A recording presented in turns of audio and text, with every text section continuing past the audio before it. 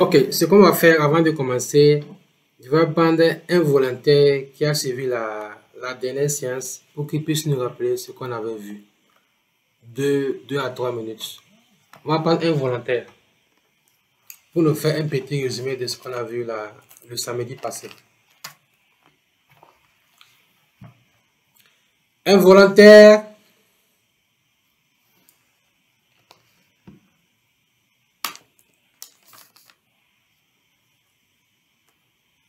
Un volontaire. Un volontaire. Un courageux. Ou bien une courageuse.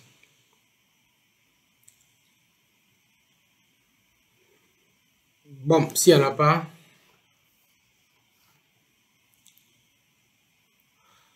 Donc, la semaine passée, on avait commencé notre formation sur les fondamentaux du coaching scolaire. Et pour la première séance, on a défini ce que c'est que le coaching scolaire. Okay? Et après ça, on a vu ce que le coaching scolaire n'est pas. Ce n'est pas du soutien scolaire, ce n'est pas de la psychothérapie, ce n'est pas également de l'enseignement traditionnel. Et après, on a montré qu'il y avait 3 domaines de coaching scolaire. Le premier domaine, c'est le coaching du bien-être qu'on appelle développement personnel. Dedans, on parlera de confiance en soi, la motivation, l'estime de soi, la gestion des peurs, la gestion du stress. Et le deuxième domaine, c'était le coaching méthodologique, mais le coaching pédagogique. Là, on parlera des plans de méthode de travail, la mémorisation, la concentration, l'organisation. Et enfin, c'était le coaching d'orientation.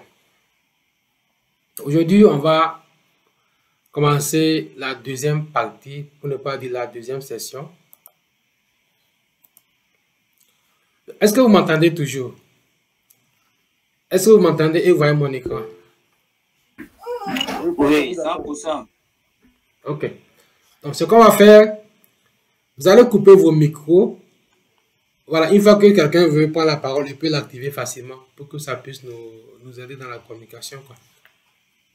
Donc, déjà, c'est bon, on m'entend. Donc, c'est ce que je fais dans mes formations en ligne, hein. Donc, je demande aux gens de couper les notifications qui pourront les gêner. Notifications de Facebook, Messenger, ou les notifications instantanées. Et ceux qui ont des écouteurs, si vous êtes à la maison et que vous avez un écouteur à côté, mettez vos écouteurs. Là, le son sera bien fluide dans vos oreilles. Cherchez de quoi boire et prenez suffisamment de notes. Donc, comme je l'avais dit, la semaine passée, on avait commencé avec la formation, mais on a juste expliqué ce que c'est que le coaching scolaire et de vie des jeunes. Mais aujourd'hui, la séance 2 va porter sur l'entretien motivationnel. Et le samedi prochain, si Dieu nous donne longue vie, on va parler de la psychologie de l'enfant et son influence sur l'apprentissage. Donc, la session de l'entretien motivationnel. Je vois, il y a des gens qui viennent participer, je vais les accepter. Bon, j'ai vu une main qui était levée. Alain Pacomé Cabo. Vous voulez prendre la parole?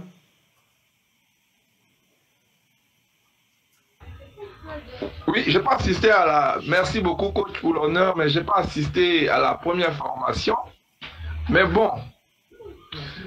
Donc, je ne sais pas quoi dire. À quel niveau vous voudriez que j'intervienne?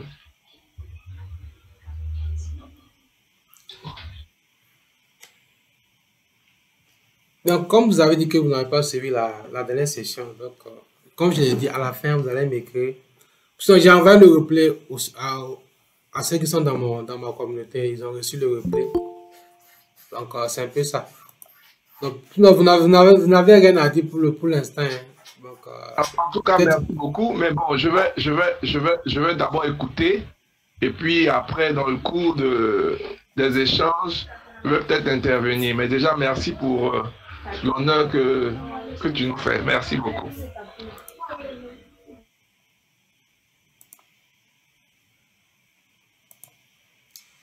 Donc, l'entretien motivationnel. Donc, pour réussir cette session, oui, s'il vous plaît, ce que vous suivez ici, là, ce module-là, ceux qui vont suivre prochainement mes formations payantes, ils vont se rendre compte que parfois, il y a des formations payantes que je fais gratuitement. Et ici, en Afrique, si on dit que c'est gratuit, on n'accorde pas tellement d'importance à la chose. Certains vont faire des formations gratuites et ils vont encore revenir faire les mêmes formations payantes. Donc, tout ce qu'ils donnent comme gratuit, il y a de la valeur. Prenez beaucoup d'importance à cela. Donc, prenez des notes. Il n'y aura pas de support, à donner à quelqu'un. Donc, prenez des notes pour pouvoir poser les questions. Donc, le contenu de la session de ce soir, d'abord, on va comprendre ce que c'est que l'entretien motivationnel. En deuxième partie, la posture qu'on doit adopter avec cette technique. Et enfin, les stratégies pour profiter de l'entretien motivationnel. Donc, avant de continuer, je vais vous laisser la parole. Pourquoi je le fais? Parce que mes formations sont interactives. Je vais d'abord vous laisser la parole avant de venir continuer ma présentation. Je vous laisse la parole. Déjà, quand on parle de l'entretien motivationnel, qu'est-ce que ça vous inspire? Entretien motivationnel. Celui qui veut prendre la parole. Entretien motivationnel. Entretien motivationnel.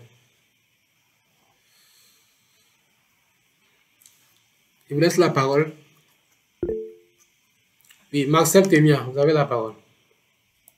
Oui, merci, coach, pour m'avoir donné la parole. Bon, j'entends par l'entretien motivationnel la communication entre 2 ou bien 3 personnes qui a pour but de motiver une partie ou bien donner de l'énergie à une partie. Ok. J'ai aimé la partie donner de l'énergie. Oui, c'est ça. Motiver, donner de l'énergie. Ok, merci beaucoup. Qui d'autre?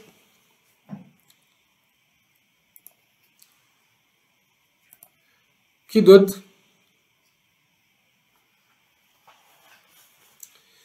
Je rappelle que je ne suis pas un pasteur, je ne suis pas un imam.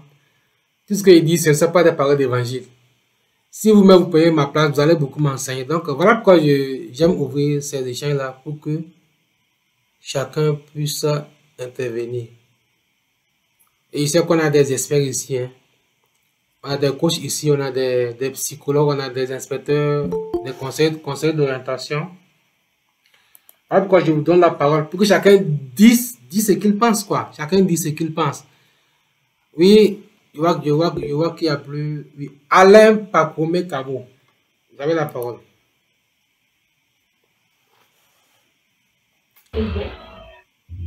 Alors, bon, pour ma part, dans le cadre de notre travail au quotidien, surtout dans le milieu scolaire, je vais bien être précis pour donner un peu notre expérience dans le domaine. Quand on a des élèves avec des rendements bas et qui suscitent dans ces élèves-là, n'est-ce pas, un manque de confiance en eux, qui perdent le goût de travailler. Donc, dans le cas des entretiens, des échanges que nous avons, parce que les entretiens que nous menons sont des entretiens d'aide. Donc, on suppose que dans l'entretien motivationnel, il y a bien quelqu'un qui est expert et qui a un ascendant sur l'autre interlocuteur qui, lui, vient solliciter son aide et son appui. Et donc, à travers cet entretien-là, on apporte, n'est-ce pas, un vrai espoir à l'autre. On lui donne le maximum d'énergie, on lui communique le maximum d'énergie, d'espoir, n'est-ce pas, pour qu'il reprenne les choses là où il a laissé, et puis gagner confiance en lui, et puis, bon, évidemment, progresser et avoir aller plus plus loin dans le chemin de la réussite, un peu c'est dans ce cadre-là, n'est-ce pas, que moi je comprends bien l'entretien motivationnel. Voilà. Ok, merci beaucoup. Il y a un mot que j'ai retenu, le mot espère. Donc, quand on est dans la posture de l'entretien motivationnel, merci pour votre définition. Le mot espère, c'est dans les deux sens. Ok? Donc, vous qui êtes là ici en train d'accompagner le jeune, vous êtes expert du processus. Et le jeune est ici expert de son problème en fait. Donc, il n'y a pas une relation de subordination. Donc, pour dire que, bon, quand c'est moi qui suis le coach et que j'accompagne l'enfant, l'enfant ne connaît rien. Non. Nous, dans notre approche d'accompagnement, le coach est expert du processus et le jeune ou bien l'enfant est expert de son problème. Avec les questionnements, on amène l'enfant, on amène le jeune à se découvrir et on l'aide à trouver la solution par lui-même. Donc, quand vous avez parlé d'experts, je voulais faire cette question-là. Il y a deux experts. Le coach qui est expert et le coach qui est également expert. Mais le coach est expert du processus et le coach est l'expert de son problème. Ok? Donc, merci pour ces deux définitions. Je vais prendre une troisième personne avant qu'on ne continue. Donc, s'il n'y a pas d'intervention, on peut continuer en tout cas.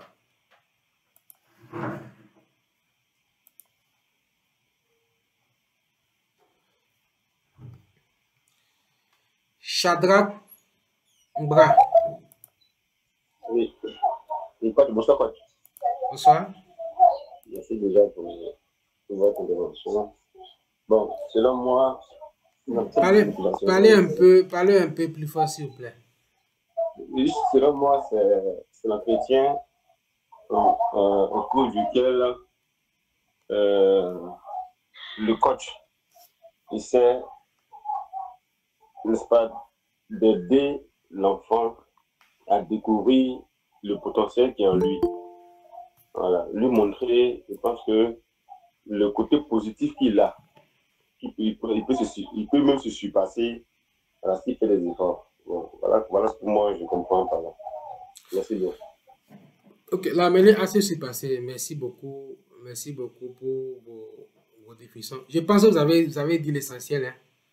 Vous avez dit l'essentiel, mais je vais vous donner quelques définitions de quelques auteurs, des citations qu'on va décortiquer. Ok, donc je reprends le partage.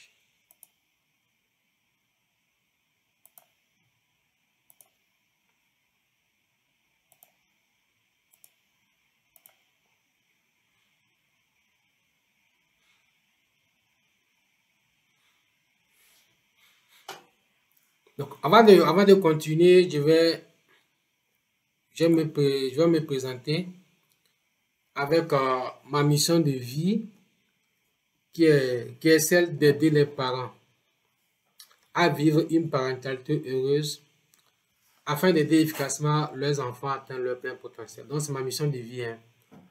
Donc, mais cette mission de vie, si je suis en train de former des coachs dans l'éducation, des coachs scolaires, des coachs d'adolescents, coachs parentaux, c'est dans le bien de l'enfant. C'est dans le bien de l'enfant. Donc, voici ma mission de vie qui est là. Et aujourd'hui, nous sommes au 18 janvier. On a formé une quarantaine de coachs. Je crois que maintenant, ça fait 41. Ça fait 42. Il y a une dame qui a commencé la dernière fois en ligne. Ça fait déjà 42 coachs que nous sommes en train de former. Donc, je crois qu'il y a 35 qui ont déjà fini dans leur certificat. Il y a 6 personnes qui sont en train de terminer. Et je rappelle qu'on a une formation de coach scolaire à Abidjan. Abidjan, ceux qui ne sont pas informés, après avoir vous donner les informations concernant cette formation-là. Ok? Donc, ça, c'est ma mission de vie qui est là. Donc, d'abord, la première partie, la compréhension de l'entretien motivationnel. S'il vous plaît, prenez des notes. Si vous ne prenez pas de notes, vous n'allez pas pouvoir poser de bonnes questions à la fin. Je répète encore, prenez des notes. Prenez des notes. Donc, qu'est-ce que l'entretien motivationnel? Ici, je vais prendre une définition ou bien une citation de Blaise Pascal qui nous dit que les gens sont mieux persuadés par les raisons qu'ils ont eux-mêmes découvertes que par celles qui viennent à l'esprit des autres. Donc, si vous accompagnez une personne et vous êtes dans la posture de conseiller, donc la personne ne dit rien, c'est vous qui êtes là en train de donner vos stratégies, vos conseils, le message ne passe pas. Le message ne passe pas. Mais si vous laissez la personne découvrir la solution par elle-même, je vous assure que pour l'appliquer, ça sera tellement facile. OK? Donc mettez-vous en tête que si vous voulez accompagner des gens, vous n'êtes pas là pour donner que des conseils. Vous êtes là pour aider les gens à travers une démarche qu'on verra ici, à travers une démarche pour amener la personne à trouver la solution qui est en lui. Okay? C'est ça la définition, c'est ça la citation de Blaise Pascal. Maintenant, on parle de la définition de Miller et puis Wolnick. Donc, eux, ils pensent que c'est un style de conversation collaborative pour renforcer la motivation et l'engagement d'une personne à changer. On parle de collaboration. C'est ce que j'ai dit au départ. On a deux experts. L'expert du processus qui est coach et l'expert du problème qui est le coaché. Et entre vous, il y a une relation de partenariat, de collaboration. Il n'y a pas une relation de subordination. Si vous pensez que vous connaissez plus que le jeune ne connaît rien. Mais si vous êtes convaincu que le jeune connaît et que c'est vous qui êtes là pour l'accompagner, là nous sommes dans l'entretien motivationnel. Un instant, j'ai vu que je vais accepter un participant.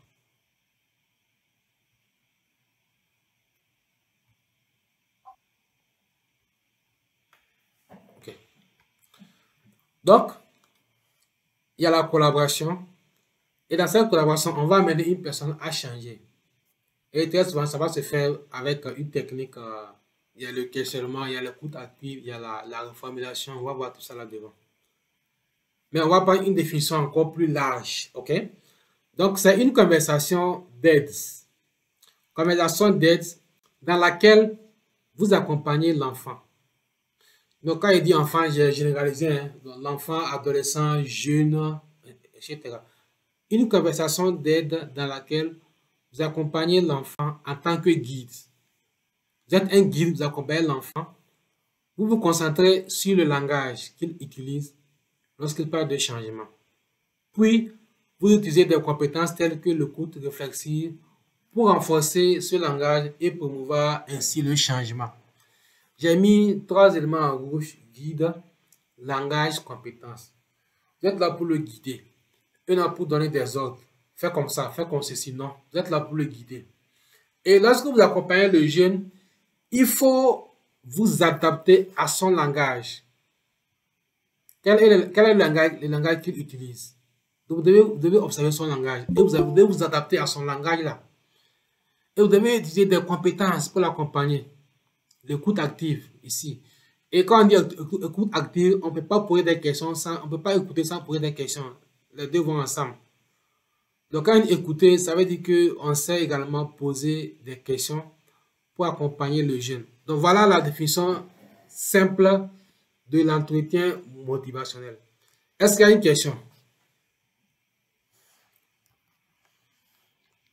Est-ce qu'il y a une question?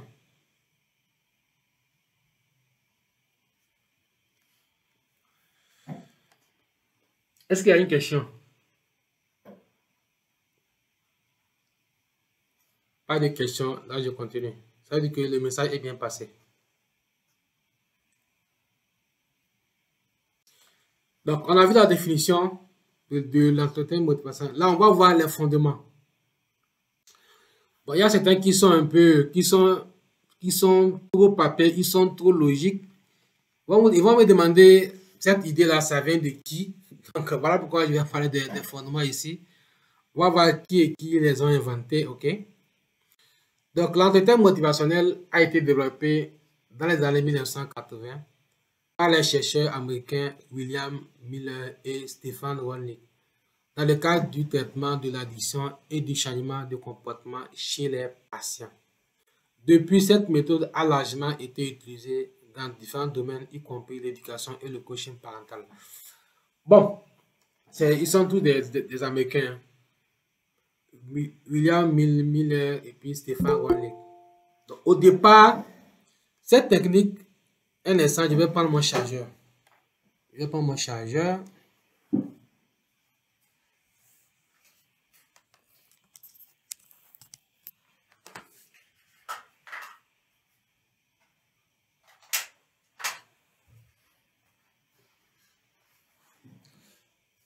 Ok, désolé, hein. Donc, c'est deux chercheurs américains qui ont inventé cette technique. Au départ, ils avaient étudié pour accompagner les gens qui sont dans l'addiction, ceux qui prennent la drogue. Donc, et cette méthode a beaucoup aidé ces patients-là. Et ceux qui sont maintenant dans le coaching l'ont utilisé comme fondement. En fait, vous voyez, quand on parle du coaching là, à la base, c'est de la psychologie, hein. C'est de la psychologie. Donc, au départ, ça n'était pas utilisé dans le cadre du coaching, c'est dans le cadre de la psychothérapie. Et ils ont vu que ça marche. Et maintenant, on a essayé d'utiliser cette technique-là dans le coaching. Ok, donc il faut retenir quand on parle de l'entretien motivationnel. Donc, c'est les deux chercheurs qui l'ont inventé. Donc, dans les fondements là, il y a 3 éléments qu'il faut retenir. Vous allez voir qu'on a trouvé tous ces éléments dans la définition qu'on vient de donner tout de suite là. Le premier fondement, c'est que vous devez savoir que vous devez guider plutôt que de diriger. Vous êtes là en tant que guide et en tant que donneur d'ordre. Vous voyez, si vous comprenez l'entretien motivationnel et que vous êtes un enseignant ou bien un parent, vous allez revoir votre approche d'enseignement ou bien votre approche d'éducation. Ça va beaucoup vous aider. Ça va beaucoup vous aider. Maintenant, ceux qui vont venir après 22h45, là, je ne vais plus les accepter. Donc, c'est mieux. Pour qu'on puisse se concentrer ici. Donc, d'abord, c'est de guider. Vous êtes là pour guider le jeune et non pour donner des ordres. OK? Deuxième élément, vous devez vous concentrer sur les points forts et les aspirations. Vous voyez, quand vous observez le langage des parents, donc mon enfant ne vaut rien, mon enfant c'est pas la peine. Et quand vous le demandez aux parents, quels sont les points forts de votre enfant? Si vous regardez bien le parent, vous allez voir que son regard va changer, sa posture change, il va commencer à sourire. En fait, mon enfant, c'est un enfant, il est très gentil, mais il ne sait pas ce qu'il a. Donc vous, lorsque vous accompagnez les jeunes, vous devez vous focaliser sur les points forts de l'enfant. Et qu'est-ce que l'enfant veut? Aspiration. Qui veut devenir? Ok, c'est très important. Et le dernier élément, c'est que vous devez adopter une attitude d'acceptation et de curiosité à l'égard des enfants. Il faut les accepter. Vous êtes dans la poursuite d'un coach, d'un guide. Essayez ça de religion, de nationalité, ethnie, vous devez mettre ça de côté. Ok? Vous devez accepter le jeune tel qu'il est. Ok? Et aussi être curieux. Parce que les enfants ont beaucoup de choses à nous dire. Mais nous, en tant que coach, nous devons être curieux. Si on les accepte et on pousse la curiosité, ils vont nous dire énormément de choses. Une fois, j'ai accompagné une dame et après, j'ai accompagné également son adolescent. Puis, il m'a posé la question de savoir comment j'ai fait pour que son enfant puisse me raconter toutes ces choses-là. J'ai dit non, c'est la posture. J'ai adopté une posture, ce qui a fait que l'enfant, son fils m'a tout dit. Et il y a des choses que son fils m'a dit et que la maman ne sait pas. Parce que j'ai adopté une bonne posture pour accompagner le jeune. Donc, 3 éléments. Guider. 2. Miser sur les points forts. Et 3. Avoir une attitude d'acceptation et de curiosité. OK? Donc, maintenant, on va voir un modèle. Un modèle de conversation qui va faciliter à coup sûr le changement. Et c'est un processus qu'on va voir en 4 étapes. Mais bien avant ça, Viktor Frankl nous apprend que lorsque nous ne sommes plus en mesure de changer une situation, nous sommes mis au défi de nous changer nous-mêmes. Lorsque nous ne sommes plus en mesure de changer une situation, nous sommes mis au défi de nous changer nous-mêmes. Viktor Frankl. Ici, je vais m'adresser à ceux qui veulent être des futurs accompagnateurs des jeunes. Donc, que vous soyez parents, que vous soyez enseignants, que vous soyez inspecteur d'orientation, que vous soyez conseiller d'orientation, que vous soyez, je sais pas, un passionné de jeunesse. Donc, si vous voulez aider les jeunes à changer, on doit changer nous-mêmes d'abord. Ok? Voilà pourquoi en tant que coach, on doit faire ce qu'on appelle un travail de développement personnel ou bien un travail sur soi. On doit guérir nos blessures, on doit voir ce qui ne va pas chez nous, on doit faire un effort pour corriger tout cela. Donc, après cette définition, voilà maintenant le processus en 4 étapes. Ok? Étape 1, c'est l'engagement. C'est quoi l'engagement? Ça veut dire simplement que vous devez travailler pour tisser une relation de confiance entre vous et puis le jeune que vous l'accompagnez. Sans confiance, il n'y aura pas d'accompagnement. Donc, c'est ça l'engagement. Vous devez travailler pour tisser une relation de confiance avec le jeune. Et dans notre formation de coach, on va vous montrer avec des techniques simples comment vous pouvez tisser cette relation de confiance-là avec le parent ou bien avec le jeune. Ok? Deuxième étape, c'est la focalisation. Donc, ça veut dire qu'il faut être focus sur l'objectif que le jeune veut atteindre. Donc, quand on est en train d'échanger, il y a un objectif, hein, c'est pas dans le vide. Qu'est-ce que le jeune veut? Qu'est-ce que le coaché veut? Et on va travailler sur son objectif. C'est ça la focalisation. Après, on va aller vers l'évocation. C'est quoi l'évocation? Ici, on va écouter le jeune. On l'écoute avec le questionnement. On va l'écouter. On apprend à poser des questions. On verra devant comment poser des questions ouvertes. On va l'écouter. On pose des questions pour amener le jeune à se découvrir. Pour amener le jeune à vous dire ce qu'il a. Et quand on va quitter l'étape de l'évocation, maintenant on va aller à l'étape de planning. Là, on va fixer les étapes qu'il doit mettre en place pour atteindre son objectif. Donc, vous allez voir que c'est le modèle EFEP. E-F-E-P. Donc, pour facilement obtenir engagement, focalisation, évocation, planning, EFEC. Voilà le modèle en 4 étapes pour amener une personne à changer. Que ce soit les jeunes, les enfants, les ados, votre conjoint, vos relations. Ouais, si vous savez utiliser l'entretien motivationnel, les gens vont plus se confier à vous. Parce que vous n'êtes plus dans le jugement. Vous ne critiquez pas les gens. Vous êtes là pour les comprendre et les aider à trouver la solution qui est en eux. C'est ça aussi le coaching. Donc maintenant, on va commencer avec la posture. Bien avant ça, je reviens ici pour prendre vos questions. Je suis là pour prendre vos questions. Une question?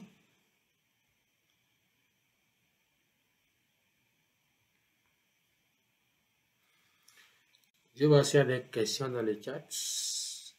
Motiver, c'est amener à se découvrir son potentiel. Ok. J'attends vos questions, s'il vous plaît.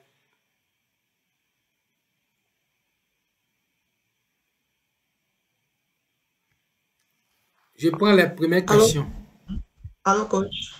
Oui, Justine. Oui, je voulais demander si vous pouvez reprendre encore le fondement 4 concernant le planning. Je n'ai pas bien compris. En fait, le planning, nous on appelle ça le plan d'action.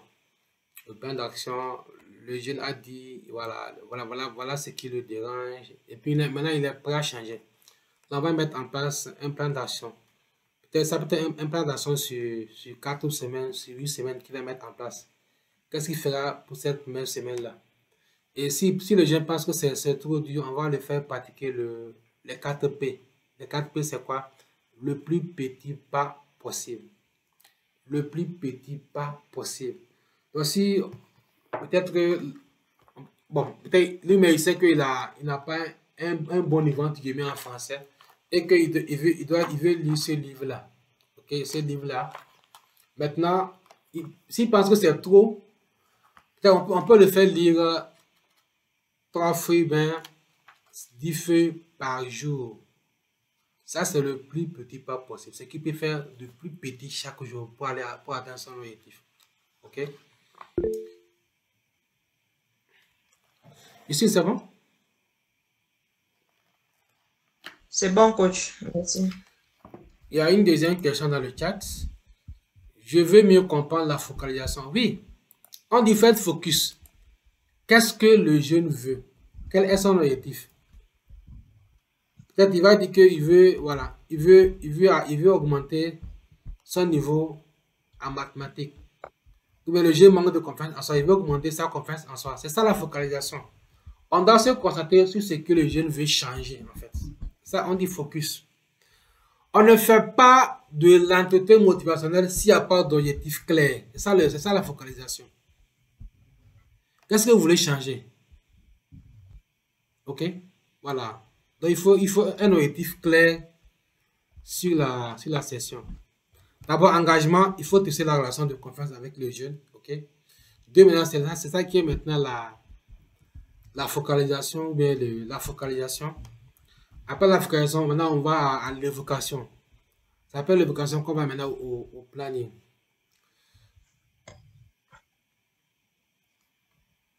C'est bon? Autre question?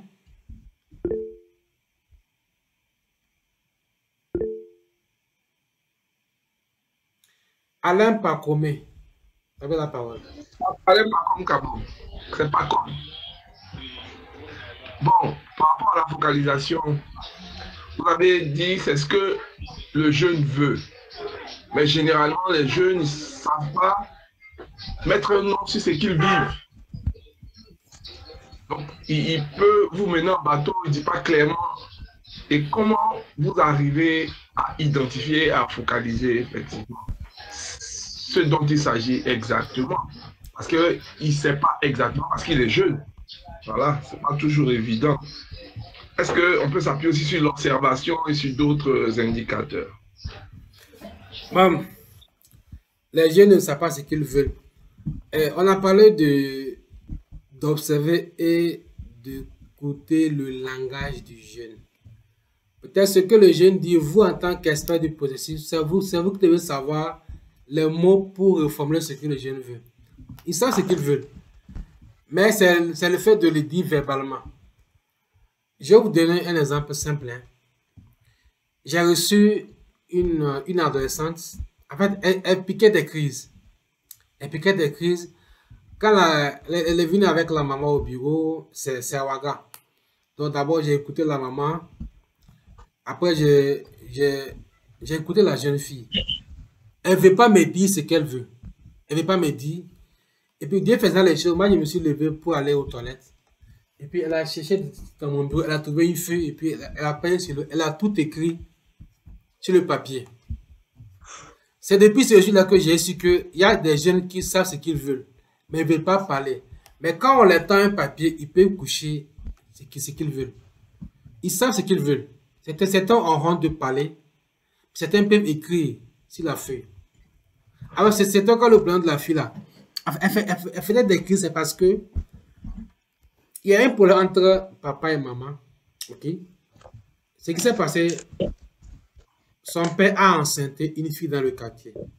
Et puis quand la fille la passe, on la doit que voici la fille dont le papa a enceinté cette fille alors qu'il est marié.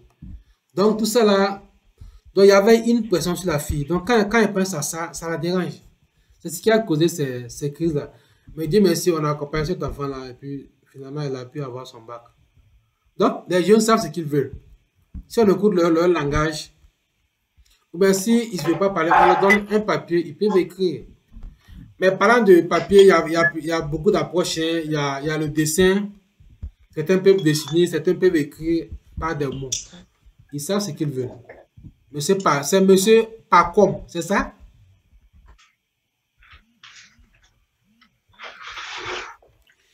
Ici, coupez votre micro, s'il vous plaît. Oui, c'est ça, c'est ça. Mais il y en a qui ont le micro ouvert là, il faut qu'on puisse entendre. Ok, merci. Kwame Narcisse, coupez votre micro. Donc, il y a des questions dans le chat. Quelle stratégie pour ne pas confondre diriger, diriger? Quelle stratégie pour ne pas confondre diriger et guider? Oh, les francophones, aïe. Bon, et puis, si, ben, aidez-moi, moi, les trucs francophones, moi, je ne suis pas trop dans ça. Diriger, est-ce qu'il y a une différence entre diriger et puis guider? Travaux diriger, travaux guider, c'est pas la même chose. Hein. Ce n'est pas des synonymes. Les francophones, là, Marie-Michel, guider et puis diriger. Justine. Quand je m'étais levé un peu, donc oui. Il y a une question. Il demande quelle stratégie pour ne pas confondre diriger et puis guider. Est-ce que ce n'est pas des synonymes? Non, diriger, ça veut dire qu'on impose des choses à l'enfant, on lui propose déjà les solutions. Mais guider, je pense que pour guider, avec la reformulation, on peut y arriver. Parce que même l'enfant qui ne sait pas ce qu'il veut, à force de reformuler, il finit par savoir ce qu'il veut. Voilà. Quand il pose le problème qu'on reformule, on essaie de lui ouvrir l'esprit en reformulant, il finit par comprendre parce que c'est dans la reformulation même que l'enfant découvre lui-même sa solution. Parce que dans le coaching, on ne va pas lui proposer une solution, mais en reformulant, finalement, il finit par comprendre son problème et trouver la solution. Voilà. Donc, je peux aider un peu. Oui, allez-y, Kofi. Généralement, guider, c'est conduit avec. C'est-à-dire, on lui donne des orientations vers la. Comme la dame l'a dit, c'est qu'on lui propose des choses. On l'emmène, c'est-à-dire, on a déjà une solution qui est faite. Mais dans le sens de guider, ce n'est pas fait. Mais on lui donne des directives pour qu'il atteigne un objectif. Mais quand c'est dirigé, c'est déjà fait, quoi. Mais seulement, on lui propose des solutions déjà faites. Il y a une certaine nuance, mais c'est vraiment distinct. Ok. Merci beaucoup. J'ai réussi à mon test. Donc, guider, quand on guide, on se dit que la solution est dans le côté. Donc, avec le questionnement, le coup actif, la reformulation, le résumé, vous guidez, vous accompagnez l'enfant, vous le guidez vers la solution. Mais quand c'est dirigé là, ça, c'est comme il y a une solution toute faite, quoi. Toute faite, c'est ça qu'on appelle toujours les mêmes conseils. Et on dit qu'en coaching, on tient compte de l'individualité de toute personne. Si vous allez accompagner du coaching, vous allez avoir 10 coachings bien différents. Parce que chaque coaché a sa personnalité. Il n'y aura pas de solution toute faite. Hein. On applique les stratégies en fonction de la personnalité de l'enfant que vous accompagnez. Voilà pourquoi les parents souffrent. Ils prennent des conseils pêle-mêle. Ils veulent appliquer sur les enfants et puis ça ne marche pas. Parce qu'ils n'ont pas pris soin de connaître qui est concrètement l'enfant. C'est ça le problème avec nos conseillers. C'est un peu ça, quoi. Donc, vous, dans votre processus, vous êtes un guide et non un dirigeant. Un dirigeant, lui, il peut être autoritaire. Mais un guide, il est empathique, il est ouvert, il est doux, en fait. Je vois s'il y a encore des questions. Je voudrais savoir la distinction entre diriger et guider, ou le dirigeant et le guide. Bon, on a répondu à cette question aussi. Ok, je suis là. Midi. Ok, bonne arrivée. Donc, on va continuer.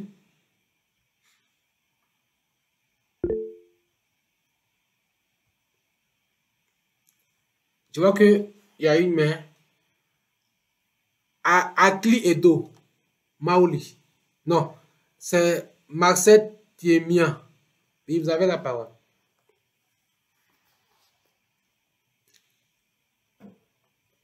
Marcel Thiemia. Vous avez levé la main, hein? Oui, coach. Vous avez la parole. Je n'ai pas suivi l'explication d'évocation. Vous pouvez reprendre pour moi. Dans Ok. la pyramide, là, le numéro 3. D'abord, fais me rappeler les deux étapes si tu as suivi. 1, l'engagement. Mhm. 2, la focalisation. 3, l'évocation. Et 4, le planning. Voilà, l'évocation ici, on écoute les jeunes, ok, pour qu'ils puissent dire les raisons qui le motivent à changer. Ok, on l'écoute pour qu'on pense au problème. Oui, il est prêt à changer. Là, s'il change, quels sont les avantages qu'il va avoir? Ok, s'il décide de changer, qu'est-ce qu'il va obtenir? C'est ça l'évocation. Donc, retenez que dans l'évocation, on écoute le jeune. On écoute le jeune pour qu'il puisse expliquer ce qui peut le motiver à changer. Et s'il change, quels sont les avantages qu'il va obtenir? C'est tout, c'est ça l'évocation. C'est clair? Oui, merci, coach. Voilà. Et je vous assure, si on applique cette pyramide-là dans notre système éducatif, on va aider beaucoup de jeunes. Parce qu'on est convaincu qu'ils n'ont pas de niveau. Et on n'est même pas prêt à les écouter. On les insulte. Ils ne valent rien. Voilà pourquoi moi j'ai quitté ce domaine-là. J'étais enseignant. J'ai enseigné pendant 7 ans ici à Ouaga. J'ai dit, ah, c'est pas la peine. Moi, je vais faire plus que ça, quoi. Et voilà pourquoi j'ai quitté ce domaine-là. C'est pas que je dénigre l'enseignement. Hein. Je ne dénigre pas l'enseignement. Je suis en train d'enseigner. Et moi, je revis mon apport d'enseignement. Ok? Donc, je voulais faire plus que ça. Mais je voyais des enfants qui souffraient. Mais on me dit non, il faut faire ton cours, il faut faire ça ne te regarde pas. J'ai dit non, comment ça ne me regarde pas en tant qu'enseignant? Un enseignant, c'est en même temps comme un père, un guide. Et quand les enfants ont des soucis, ça les dérange. Mais moi, on me dit de faire mon cours, de ne pas m'intéresser. C'est ce qui m'a amené à réfléchir à ce qu'ils sont en train de faire aujourd'hui là. Donc c'est ça. Et quand j'ai commencé, on m'a dit que ça ne marchera pas. C'est un truc de blanc. Donc c'est un peu ça. Donc on a du boulot à faire dans l'éducation. On a du travail à faire. On a du boulot à faire. Mais l'idée, c'est de se former. C'est de se former. J'ai fait la part de ma formation de coaching en Europe. Mais c'est tout, c'est adapté au système occidental. Et moi, j'ai travaillé ça pour avoir un système africain, un modèle africain. Et je suis convaincu. Il n'y a pas un enseignant. Il n'y a pas un conseiller d'orientation. Il n'y a pas un inspecteur d'orientation. Il n'y a pas un parent qui a fait ma formation de coach scolaire et il va regretter. C'est pas possible. Il n'y en a pas. Il ne va pas regretter. J'ai pris le temps pour concevoir tous mes programmes de coaching. J'ai pris le temps pour les concevoir. Et je les ai adaptés au système africain. Je le répète, c'est adapté à nos réalités africaines. Donc, on va continuer. Hein. On va continuer. Je vois que ce soir, je parle beaucoup. Hein. Eh bien, ce soir, le coach parle beaucoup. Hein. Ok, je reprends le partage. Donc, la deuxième partie, c'est la posture. La posture, la posture, la posture.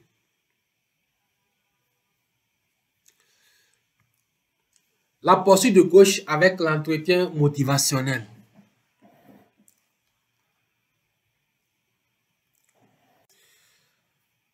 Quand on parle de posture, vous devez savoir guider, centrer sur la personne. La personne qui est en face de vous, retenez que c'est une bonne personne. Il faut vous concentrer uniquement que sur cette personne-là. Et on va prendre la définition de Abraham Maslow qui nous dit, si le seul outil dont vous disposez est un marteau, vous aurez tendance à considérer chaque problème comme un clou. Qu'est-ce que ça veut dire de façon simple? Donc, lorsque vous voulez accompagner un jeune, le coaching ne se ressemble pas. On peut avoir 10 jeunes qui n'aiment pas l'école, 10 jeunes qui ne travaillent pas bien à l'école. Si vous les guidez, vous allez savoir que chacun a sa spécificité. Alors qu'on dit, vous devez savoir vous centrer sur la personne. C'est pas parce que non, j'avais accompagné un tel enfant de cette manière, ça marchait. Je vais forcément appliquer ça sur cet enfant. Ça peut ne pas marcher. Parce que lui, il est différent de l'autre. Est-ce que vous avez compris cette partie-là? Vous devez savoir guider, centrer sur la personne qui est devant vous. Et non dire que comme j'avais accompagné Rachid et puis ça marchait, je vais maintenant appliquer ce modèle exact sur Raphaël. C'est pas comme ça. Donc Raphaël est là, accompagner Raphaël qu'il est là. Il ne faut pas penser que non, quand j'avais accompagné Rachid et puis ça marchait, je vais forcément appliquer ça sur Raphaël et puis ça va marcher.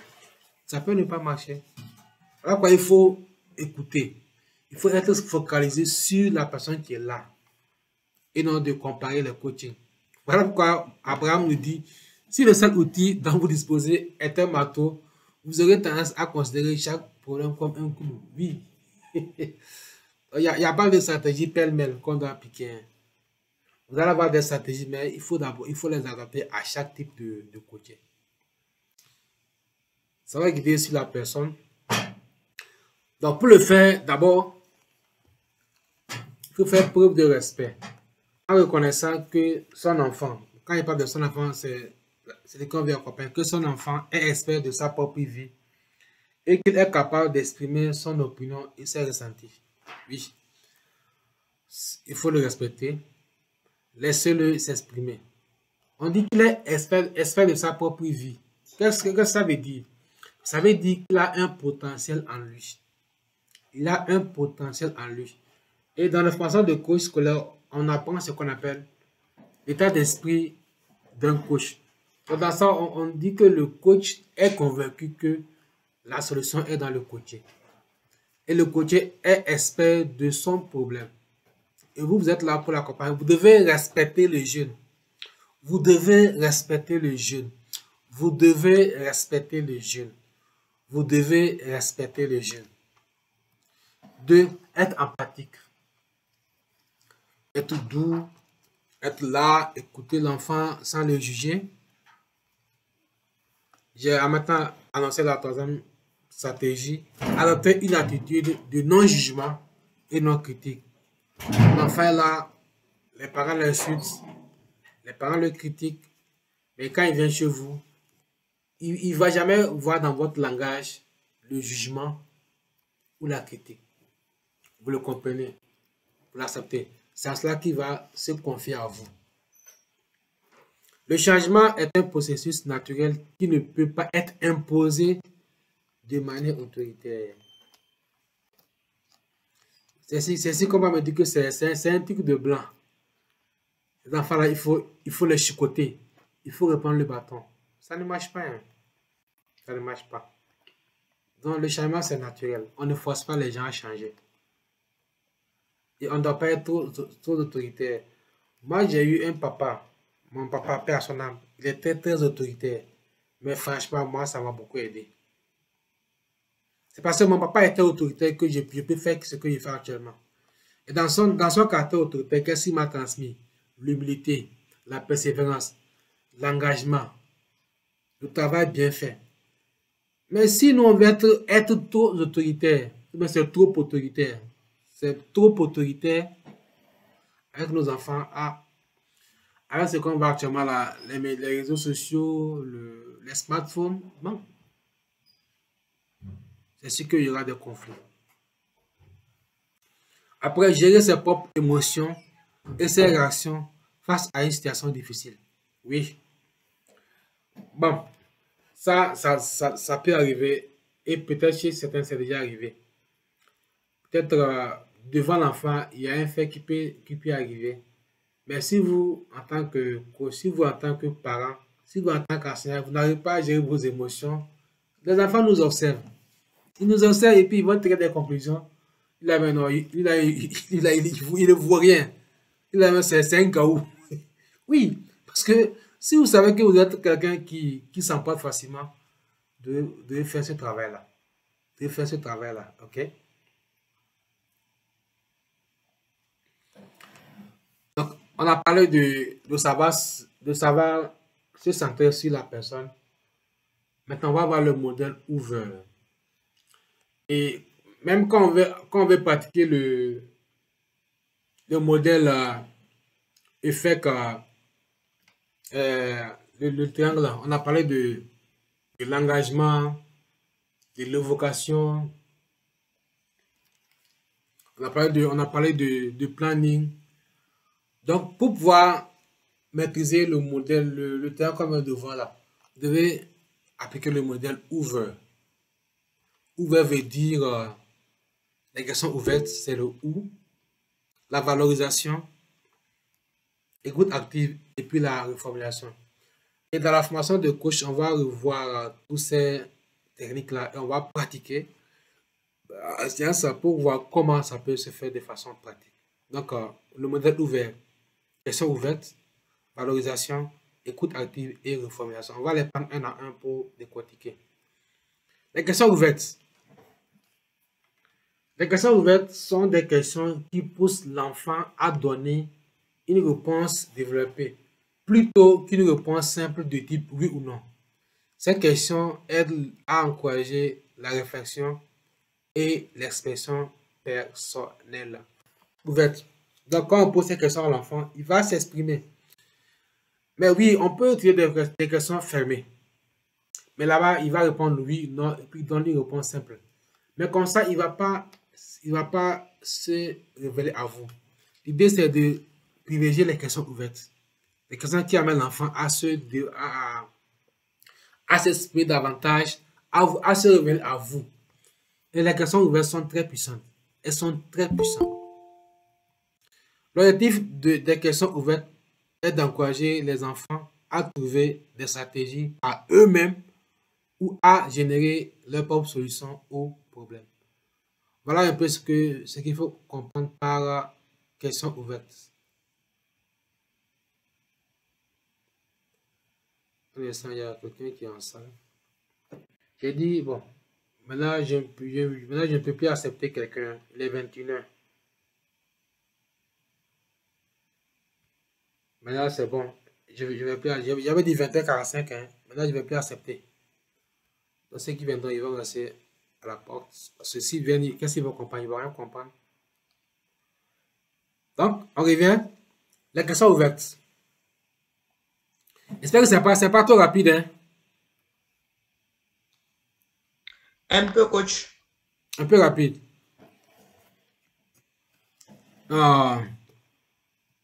Voilà pourquoi je n'aime pas charger mes slides. Parce que si vous êtes là à recopier si ce que vous voyez, vous n'allez pas me suivre. Donc, il y a les questions fermées, les questions ouvertes. Nous, on doit privilégier les questions ouvertes. Les questions du genre, on va voir ça devant les exemples. Les questions qui vont mettre l'enfant à vous poser une question. Comment tu te sens? Donc, il va dire ce qu'il ressent. Explique-moi ce qui s'est passé.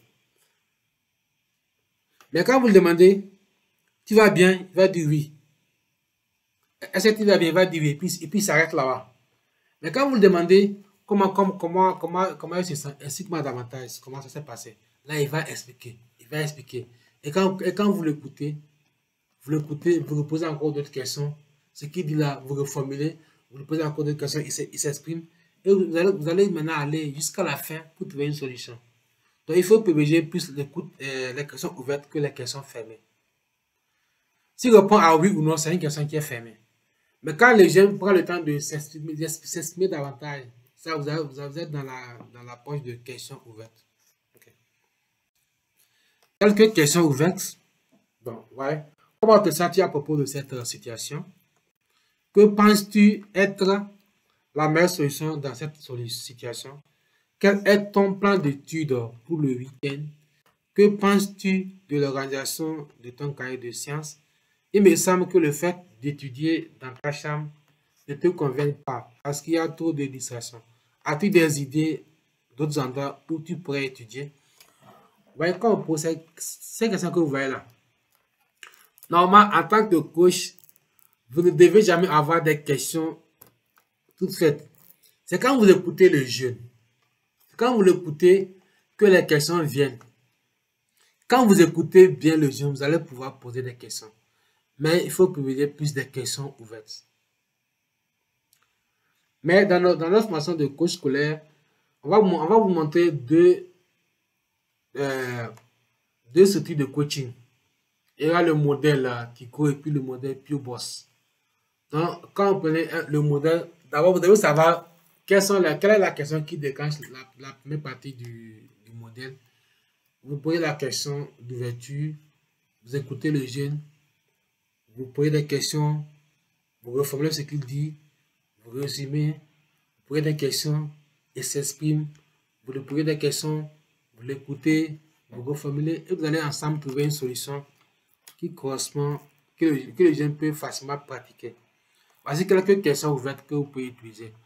Mais comme je l'ai dit, quand vous écoutez le jeune, vous allez savoir quelles questions il faut lui poser. Le coaching, c'est l'écoute. Le coaching, c'est plus l'écoute. En coaching, on parle peu. En coaching, vous n'êtes pas en formation. C'est en formation ou bien en conférence que tu parles jusqu'à même manquer de salive. OK? Mais en coaching, vous écoutez le jeune, vous l'observez et vous lui posez des questions pour comprendre et le guider vers une solution. Comment adapter les questions aux besoins de l'enfant?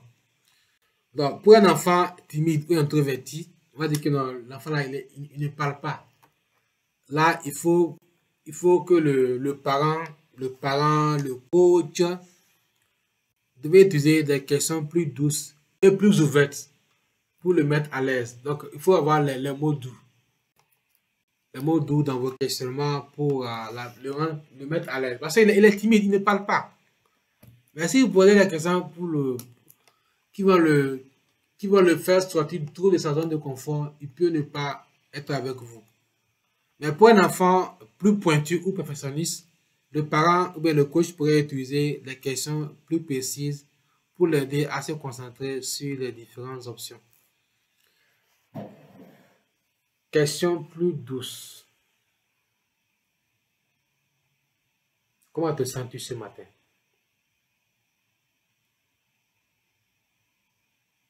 Dis-moi, explique-moi comment tu passes tes journées.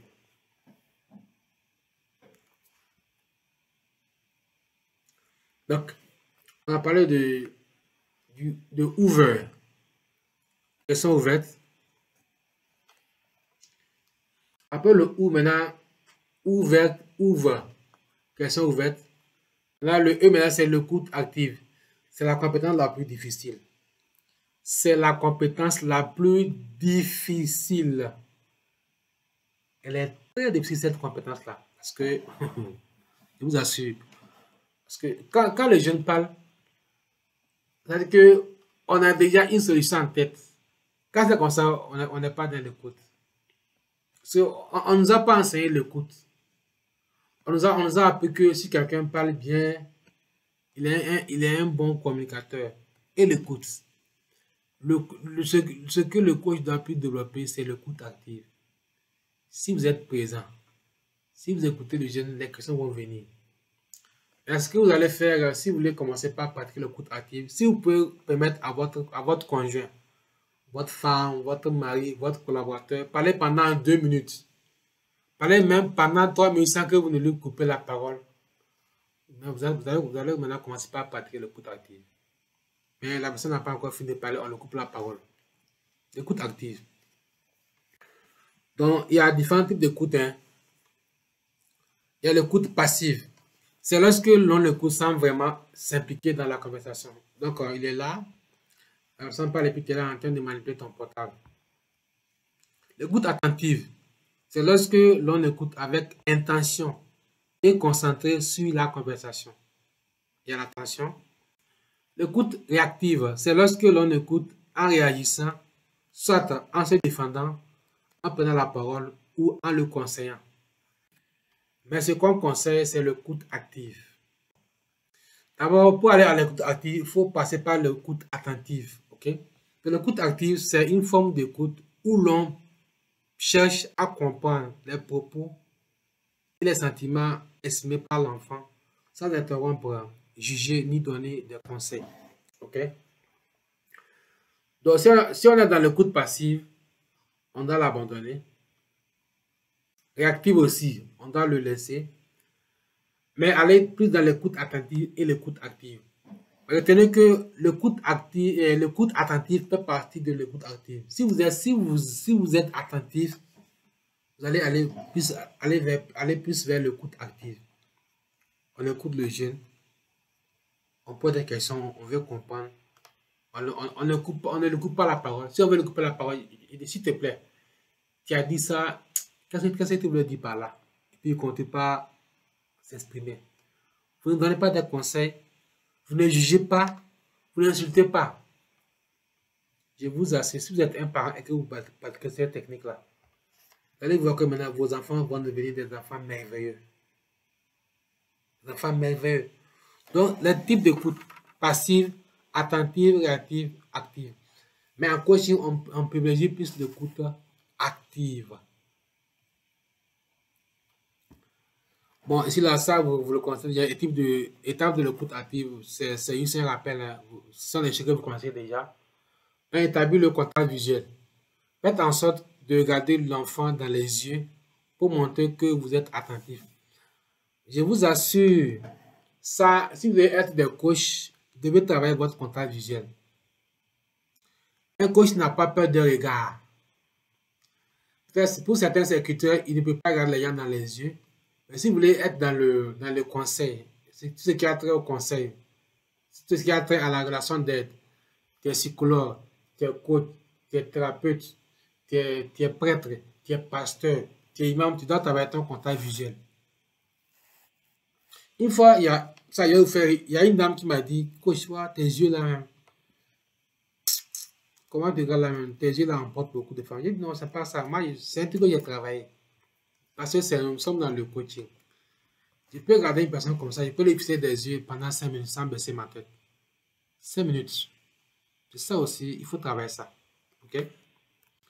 2. Prendre position. Asseyez-vous de manière à être à l'aise. Être face à l'enfant, montrer que vous êtes à l'aise et disponible. C'est quoi être à l'aise? Le fait de faire comme ça. Le fait de hocher la tête. Ça veut dire que vous êtes vraiment présent. Ok? Écoutez sans juger. Donc, écoutez attentivement les propos de l'enfant sans l'interrompre et sans porter de jugement. 1. Contact visuel. 2. Prendre position. Tu fais des gestes. Bon, c'est un peu faire des trucs comme ça. Je vois. Tu fais des signes de tête. Là, il sait que tu es là. Écoutez sans juger. 4. Reformuler le message. Ça va voir encore la reformulation devant. Répétez dans votre propre mot le message exprimé par l'enfant pour être sûr de bien avoir compris. Donc, l'enfant parle, il parle, mais vous, maintenant, vous allez reformuler. Vous dites, si je comprends bien, tu vas me dire que ton professeur de mathématiques ne t'aime pas. Est-ce que c'est ça? Est-ce vrai? S'il dit oui, ça veut dire que vous avez bien reformulé. Mais s'il dit non, ça veut dire que vous n'avez pas bien reformulé. Et aussi, ça veut dire aussi que si vous ne savez pas reformuler, ça veut dire que vous n'êtes pas dans l'écoute active. C'est un peu ça en fait. Donc, quand on sait reformuler, facilement les questions de clarification viennent. Pour des questions simples et sans jugement, pour aider l'enfant à clarifier son message. Oui. Donc, tu viens de dire quelque chose, tu viens de me dire que tu as peur. Donne-moi les preuves qui prouvent que tu as peur dans cette situation. Ça sont des questions de clarification. Tu veux comprendre davantage le message de l'enfant. Il dit qu'il a peur. Il n'a qu'à t'expliquer c'est quoi il met dans j'ai peur. Ça, on appelle clarifier les propos de l'enfant. 6. Montrer de l'empathie. Essayez de comprendre les sentiments de l'enfant en le rassurant et en montrant une empathie sincère. Oui, tu as raison de t'énerver. C'est ton droit. Tu as raison de t'énerver. C'est ton droit. Ok? Il faut valider ces sentiments en fait. Dans cette résumé, une fois que l'enfant a fini de parler, résumez brièvement ce qu'il a dit pour montrer que vous avez bien écouté et compris son message. Donc, échanger. Donnez à l'enfant l'opportunité de poser des questions ou de donner davantage de détails. Donc, quand vous accompagnez un jeune, vous avez fini, vous avez travaillé ensemble, laissez-lui poser des questions. Et si vous ne voulez pas qu'il pose des questions, ça veut dire que vous-même, en tant que coach, vous-même, en tant que parent, vous avez un problème de confiance en soi. Vous devez travailler ça. Pourquoi vous ne voulez pas qu'on pose des questions? Ça veut dire que vous avez un problème. Donc, on a dit ouvert. Le ouvert, c'est question ouverte. Le E, c'est écoute. Et on parle de l'écoute active. Le V, là, c'est la valorisation. Vous devez apprendre à valoriser les jeunes. Vous devez travailler ça.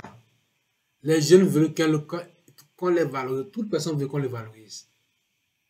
Toute personne veut qu'on les valorise. La valorisation est comme un don. Un présent qu'on offre pour manifester son respect des ressources personnelles du jeune, autant que pour accroître les sentiments positifs vis-à-vis de l'interaction. Donc, comme je l'ai dit, vous devez travailler ça. Vous devez apprendre à motiver, à valoriser les gens, voir en chaque jeune quelque chose de... Voir en chaque jeune une étincelle. Ils sont tous des étincelles, nos enfants. Sans tenir compte de ce qu'ils font à l'école. Oui, il n'a pas de bonnes notes à l'école. Est-ce pour autant que c'est une mauvaise personne?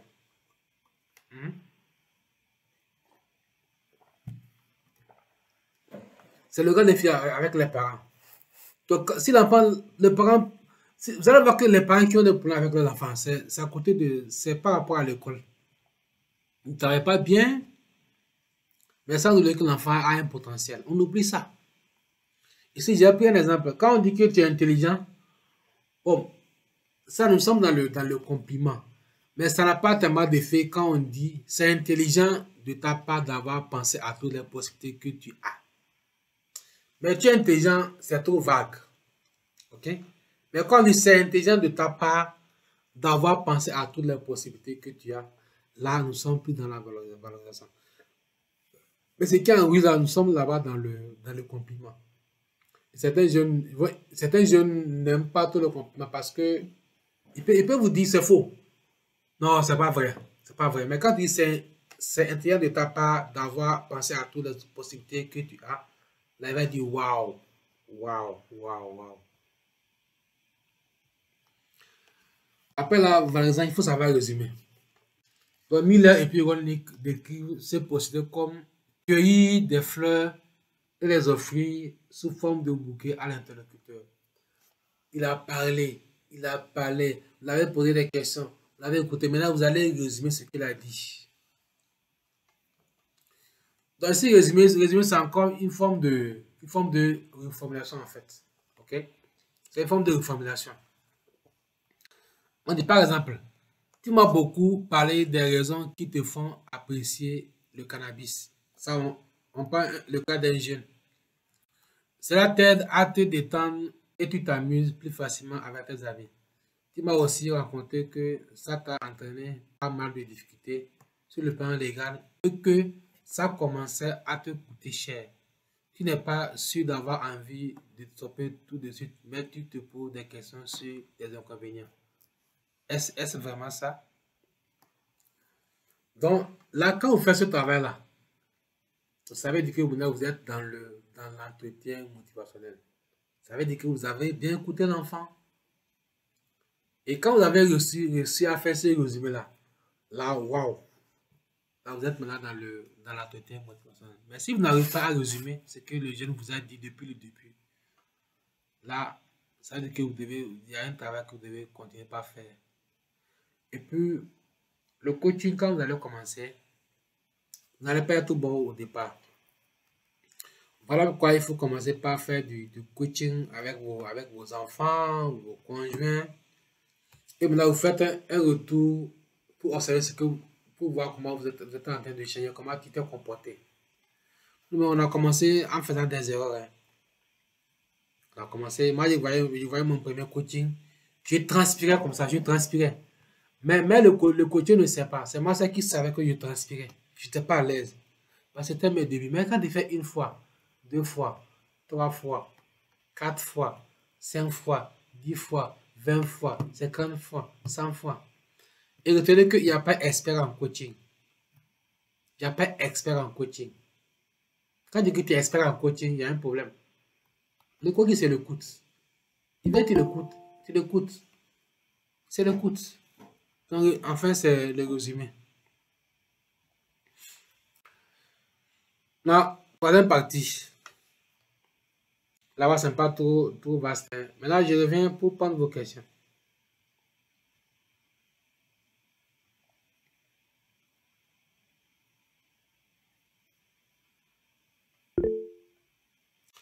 Alain Pacom.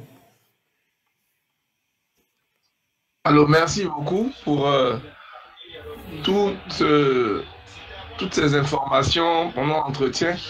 Mais vu que, avec l'âge, on oublie, est-ce que pendant le déroulement de l'entretien, la prise de notes doit être rendue visible par le coaché? Voilà, c'est ce que je voulais savoir. Parce qu'on peut oublier, après, à l'issue de l'entretien, si on n'a pas pris de notes pendant, il y a certainement des aspects de ce qui a été relevé de la part du coaché qui peuvent nous échapper. Voilà ce que je voulais savoir. Donc, tu vois, quand tu as posé la question, je regardais à gauche et à droite. Je voulais te montrer un de mes cahiers de coaching. Bon, ça est dedans. Donc, tu vois, un coach doit avoir son cahier de coaching. Et chaque coach doit avoir son cahier. Son cahier de coaching, ok? Et avant de commencer le coaching, il faut dire aux jeunes, aux parents que vous en tant que coach, vous prenez des notes pour ne pas oublier. Un coach doit avoir son cahier de coaching. Et chaque coach doit avoir son cahier. Il faut le dire au coach que vous prenez des notes. Et c'est très important que le coach doit avoir son cahier de coaching et prendre des notes. C'est très important. C'est bon?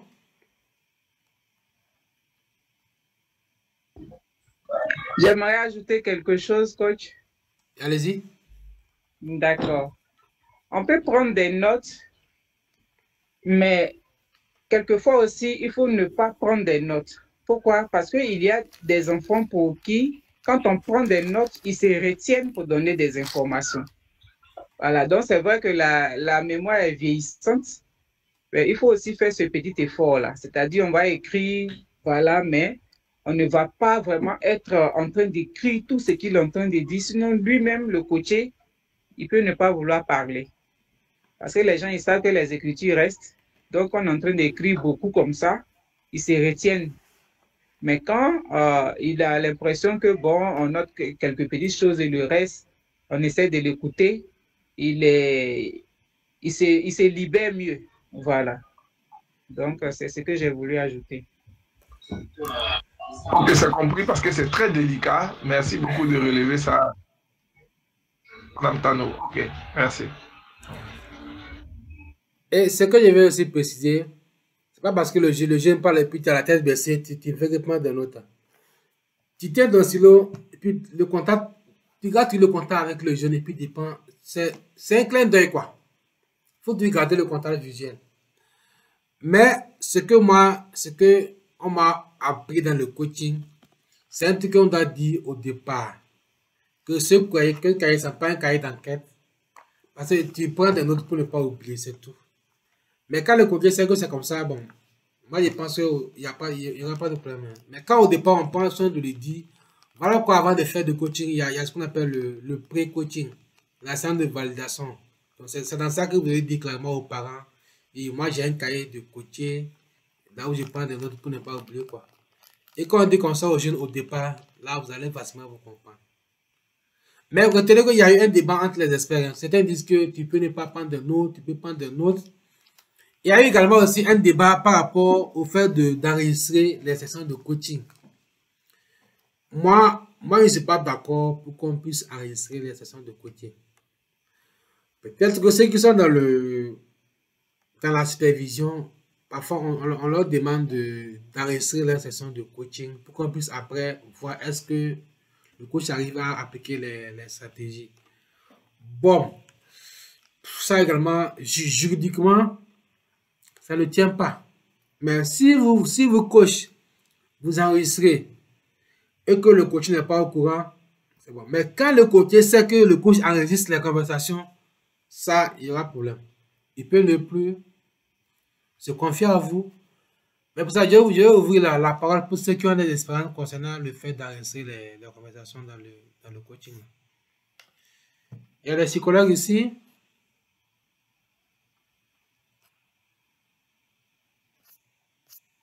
On a des psychologues. Il y a des apprentis psychologues. Ok. Je vais partager une expérience. Voilà. Ok. Alors, j'ai été dans un camp pour enfants usagers de drogue. Et là-bas, nous utilisons les deux. Voilà. L'enregistrement, quand l'enfant il est d'accord, voilà, on lui dit clairement qu'il sera enregistré. Et s'il est d'accord, ça se passe bien. En tout cas, il dit les choses correctement, sans problème. Mais quand l'enfant ne veut pas, on n'enregistre pas. Voilà, parce que nous avons un appareil pour enregistrer. Parce que c'est avec ça qu'on peut aller demander de l'aide. En tout cas, il y a beaucoup de choses qu'il faut réunir avant de pouvoir demander de l'aide. Donc, cet appareil-là, on utilise beaucoup parce que les organisations aiment ça. Voilà. Mais quand l'enfant n'est pas d'accord, on ne fait pas. Merci beaucoup. Donc, il faut d'abord le consentement de l'enfant. C'est très important. Merci beaucoup, Madame Talon. Autre intervention?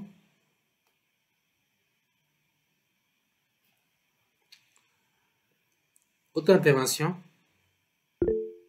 Simon Pierre.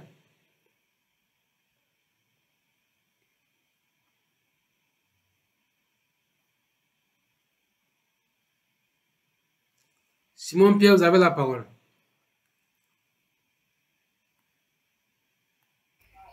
Désolé, veuillez m'excuser, je parlais le micro fermé. Bonsoir coach, bonsoir à tous. Je voulais juste prendre l'exemple que vous aviez donné dans la reformulation. Vous parliez de l'élève par rapport à son prof de mathématiques. Donc la reformulation, c'est tu dis que ton prof de mathématiques ne t'aime pas. J'étais en train de réfléchir à l'aspect de est-ce que tu penses que ton prof de mathématiques ne t'aime pas? Cette nuance-là, est-ce que c'est qu'est-ce qui est le plus indiqué? Hey, si vous posez cette question au jeune là même, il va parler du matin au soir. Il va lister toutes les raisons. Il va lister. Reprenez votre question pour que les collègues puissent. Reprenez votre question posément pour que les patients puissent la décortiquer. Oui, c'est au niveau de la reformulation. L'élève qui a dit que son prof ne l'aime pas. Nous, on reprend, donc on dit, tu as dit que ton prof de mathématiques ne t'aime pas. Ça, c'est la première version qu'on peut poser. Et la deuxième, tu penses que ton prof de mathématiques ne t'aime pas. Donc, c'est le mot aimer qui vient s'ajouter, ou bien le mot, pardon, tu pensais qui vient s'ajouter à la question. Voilà, à la reformulation. En fait, dans la reformulation, d'abord, il y a une phase affirmative, plus une question qui vient. Donc, si vous remarquez, j'ai bien dit, si je comprends bien, ça c'est la première étape. Si je comprends bien, tu as dit que ton prof de maths ne t'aime pas. N'est-ce pas? Est-ce que c'est ça? S'il dit oui, là, en fait, c'est pour l'amener à dire oui. Mais ça, c'est pas une question qui va l'amener à dire oui. Hein. Il va encore continuer par donner les raisons qui prouvent que le prof ne l'aime pas. Mais c'est pour que vous savez dans sa logique, pour être clair que son prof de mathématiques ne l'aime pas. S'il dit oui, là, on a une hypothèse qui est posée. Mais là, je crois que ce n'est pas une reformulation. C'est une question que vous posez encore, quoi. Est-ce que vous comprenez sa question, ce qu'il vient de dire? Vous avez compris ce qu'il vient de poser? C'est une question très délicate. Hein? Quand vous formulez, c'est pour amener le jeune à dire oui, que vous l'avez compris. C'est l'idée même de la reformulation. Ce que le jeune a dit, toi, tu le réponds dans ta propre, là, avec tes propres mots. Et maintenant, tu lui poses une question pour voir est-ce que tu as bien compris ce qu'il a dit. S'il dit oui, là, c'est OK. Autre question. je reviens, coach, juste c'est par rapport au terme pensée. Est-ce qu'on est en droit de demander aux jeunes, est-ce que, donc, tu penses que ton prof ne t'aime pas? Est-ce que le fait de dire penser, est-ce que c'est approprié ou bien est-ce que dit, comme on l'avait dit, donc si je comprends bien, ton prof ne t'aime pas? Parce que là, c'est une nuance qu'on lève, hein? On lève parce que, est-ce que c'est ou bien on doit le dire comme il le dit effectivement que son prof ne l'aime pas, ou bien le fait de nuancer en disant donc tu penses, parce que le fait de penser et puis le fait de ne pas l'aimer, je pense qu'on peut trouver toujours quelque part dans l'analyse ou bien après avec d'autres questions, on pourra se rendre compte que c'est pas, non pas qu'on est en train de le juger, mais que c'est pas fondé, il y a une mauvaise appréciation. C'est en fait cette nuance-là aussi que je voulais faire relever.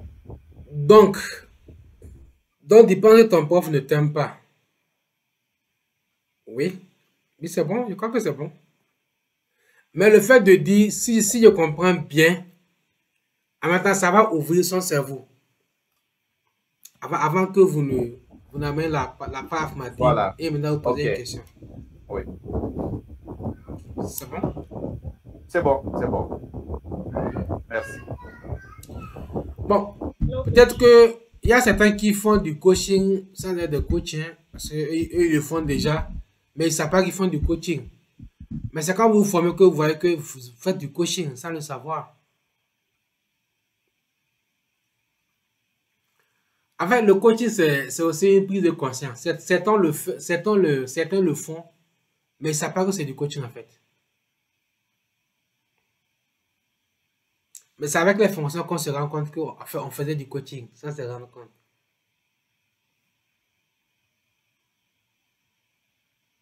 Autre question? Bon, laissez, on va terminer avant de revenir.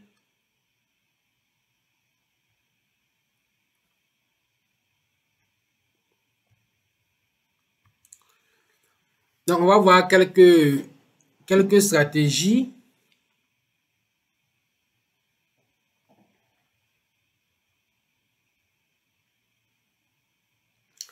On va voir quelques stratégies pour profiter de l'entretien motivationnel. Donc, là, c'est pas trop.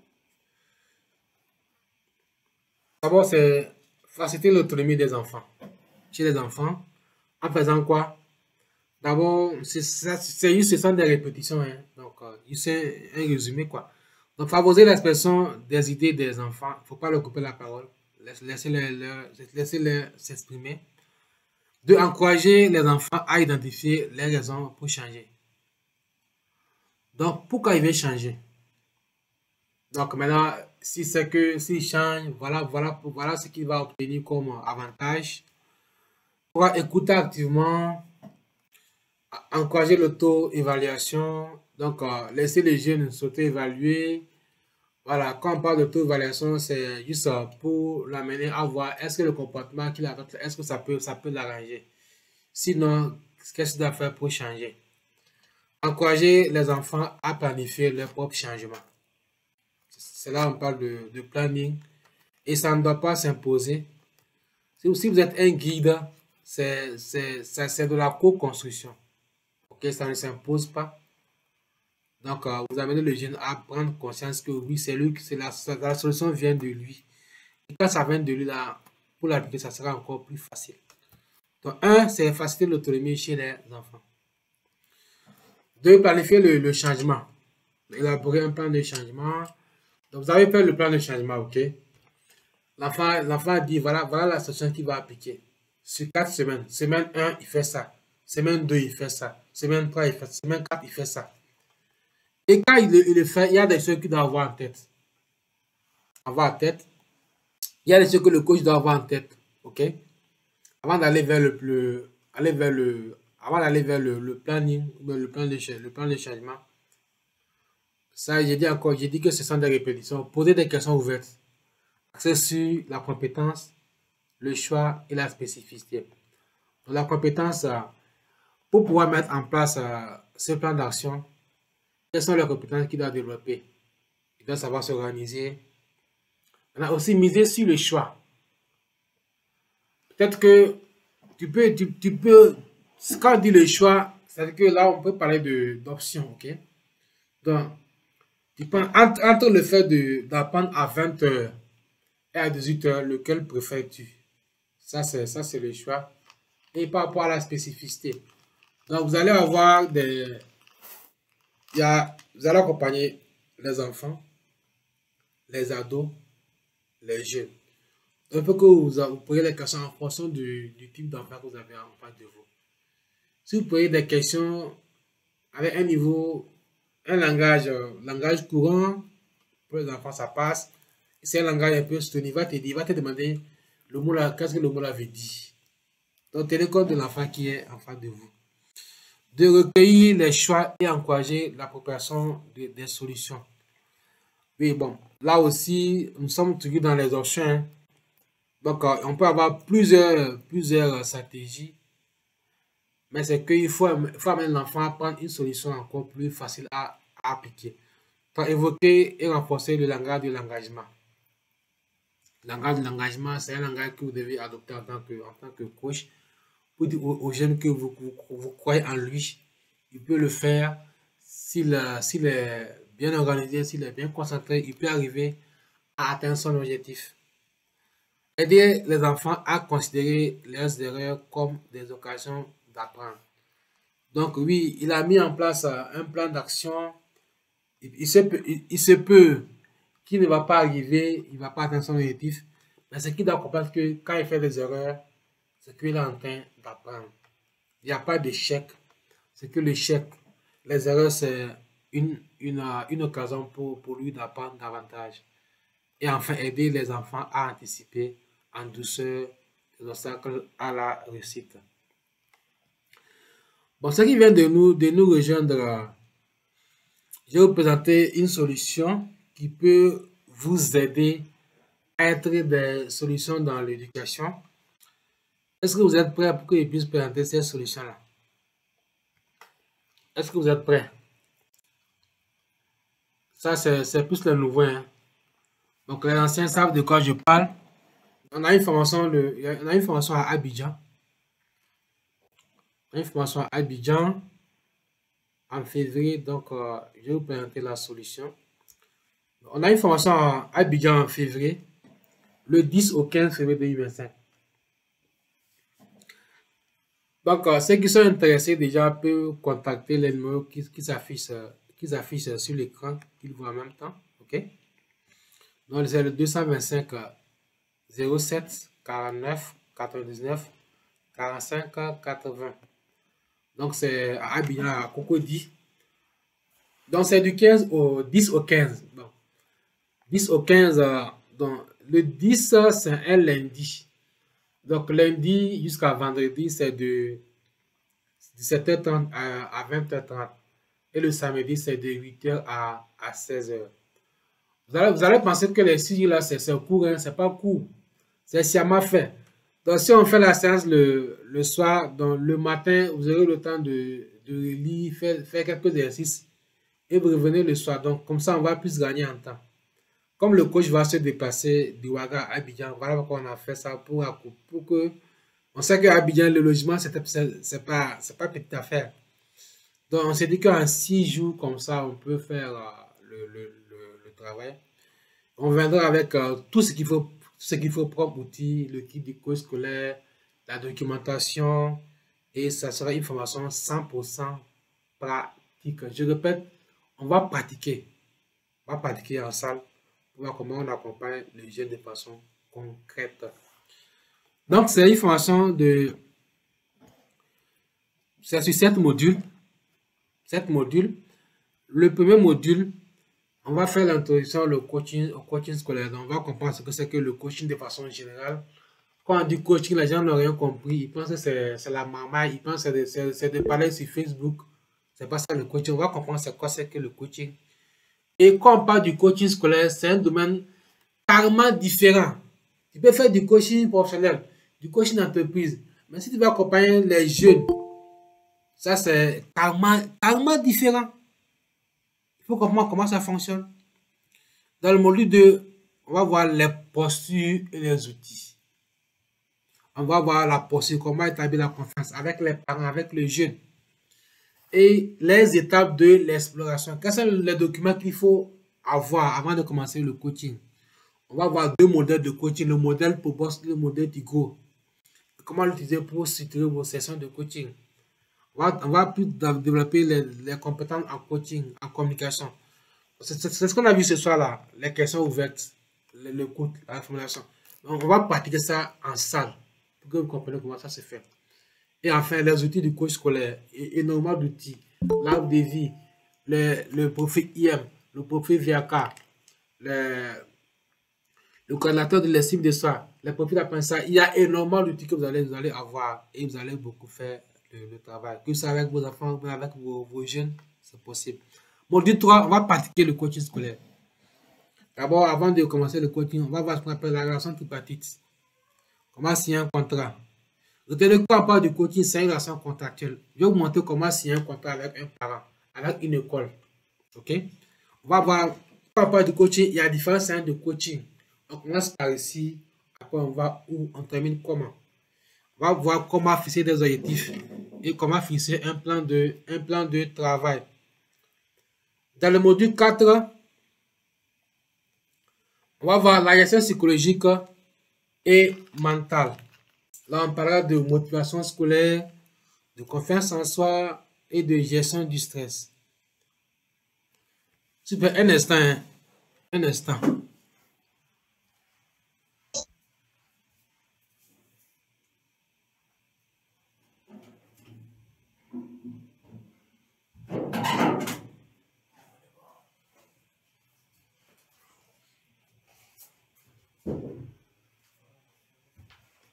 Donc, dans le module 4, désolé, dans le module 4, on va voir de la gestion psychologique et mentale. On parlera de motivation scolaire, confiance en soi et gestion du stress. Et dans le module 5, on va aborder la mémoire illimitée. On va faire les détails des lieux, les idées reçues que nous avons sur la mémoire qui sont fausses. On va comprendre comment fonctionne la mémoire, aller aux limites de la mémoire. On va voir le modèle ICAPSAC. Donc, ça, c'est les 7 clés pour avoir une mémoire performante.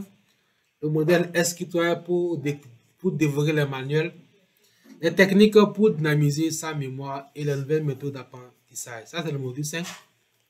Le module 6, on va voir le coaching de groupe.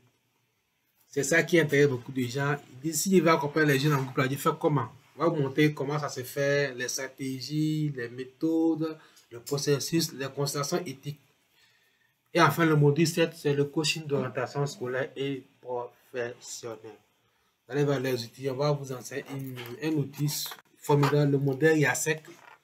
Et c'est un outil que j'ai trouvé plus simple dans l'orientation scolaire. Donc, voici les 7 modules qu'on va voir. Okay.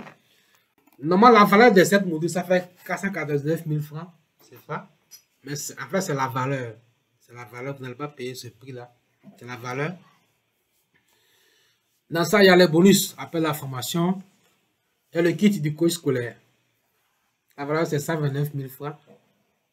Nous avons également accès à ma bibliothèque numérique.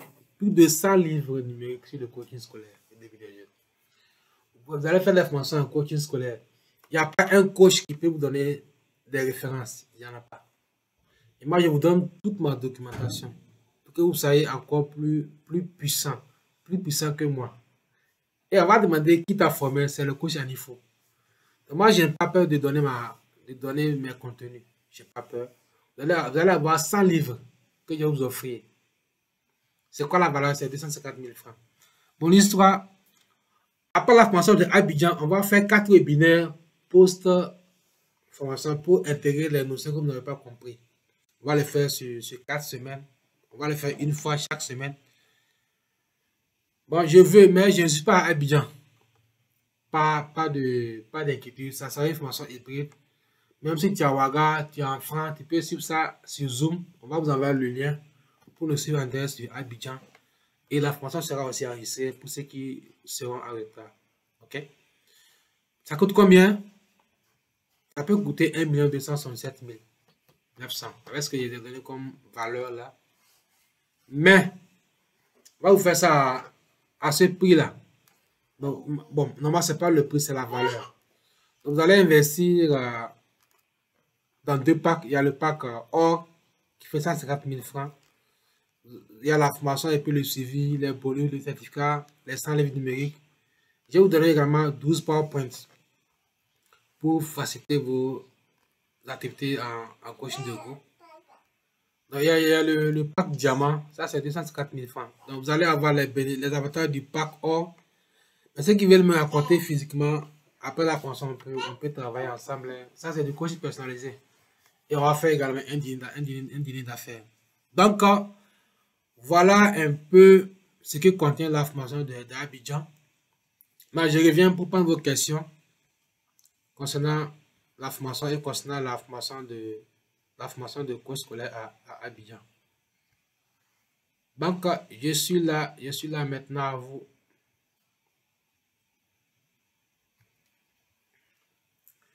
Je vois Marcel Thiemien a levé la main.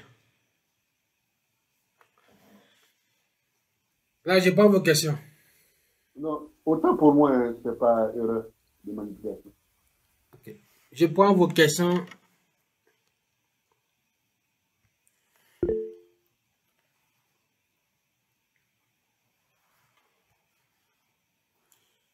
On prend vos questions.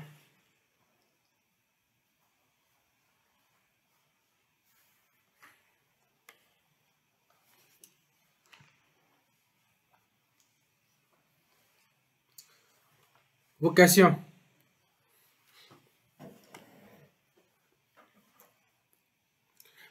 Donc, je vais prendre 1 à 2 personnes qui ont fait la formation pour vous donner un peu l'expérience de la formation. Je vais donner la parole à... Bon, il y a Simon-Pierre qui est en train de finir sa formation. Monsieur Simon-Pierre. Oui, coach. Votre expérience sur la formation. Ok, merci de me donner la parole. Alors, déjà, comme le coach le disait, nous déjà, travaillant dans le milieu des jeunes, on le faisait sans véritablement formation.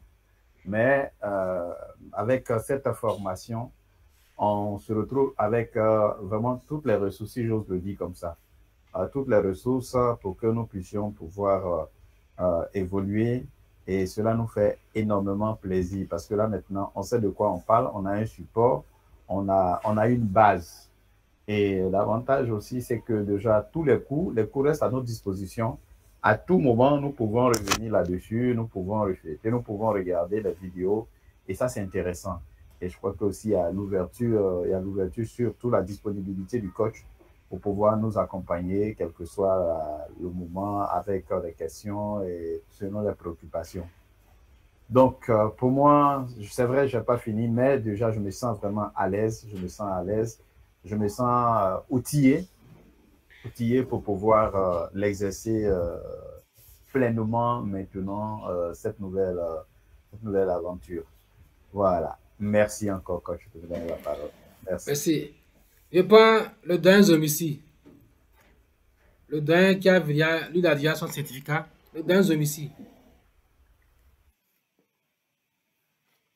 Bonsoir à tous.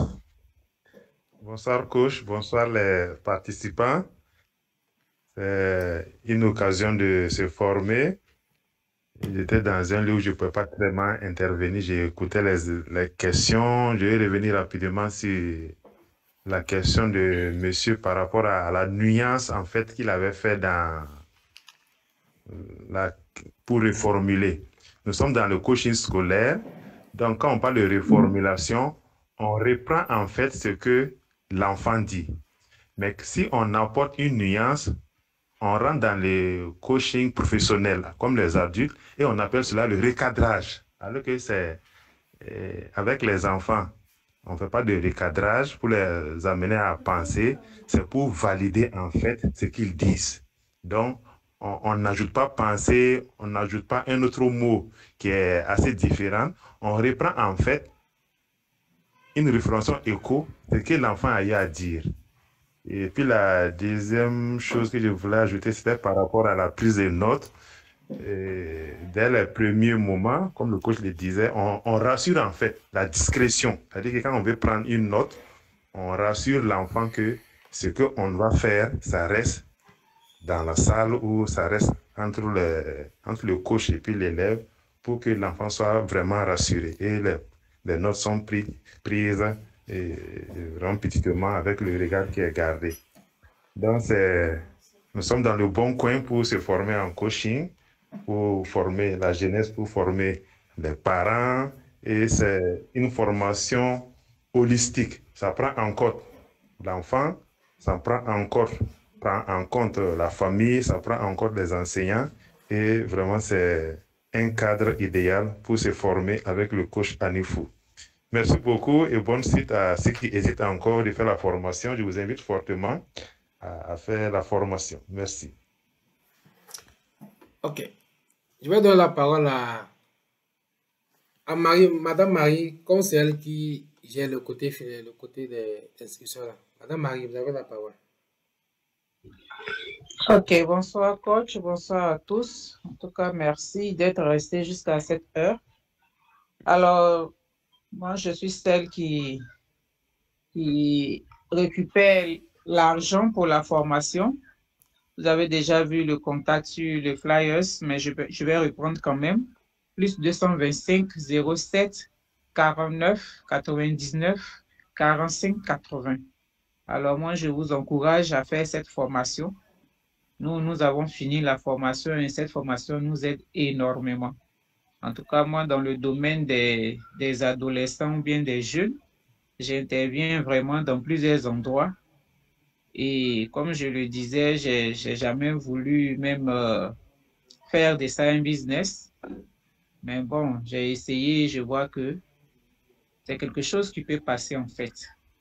Parce qu'avec un élément déjà de la formation qui est l'arbre de vie, j'ai pu faire vivre une expérience, en tout cas, qui est magnifique. Voilà. En tant que débutante, la séance à 20 000. Déjà, avec 4 séances, j'ai pu avoir 80 000. Je me dis, bon, ça veut dire que si je prends cette affaire au sérieux, je pourrais, en tout cas, arrondir les fins du bois, comme on le dit. Donc, c'est une formation qui nous aide énormément, qui m'aide dans ma communauté. En fait, moi, j'ai interviewé un peu partout à l'église. Je suis devenue une personne ressource. Voilà.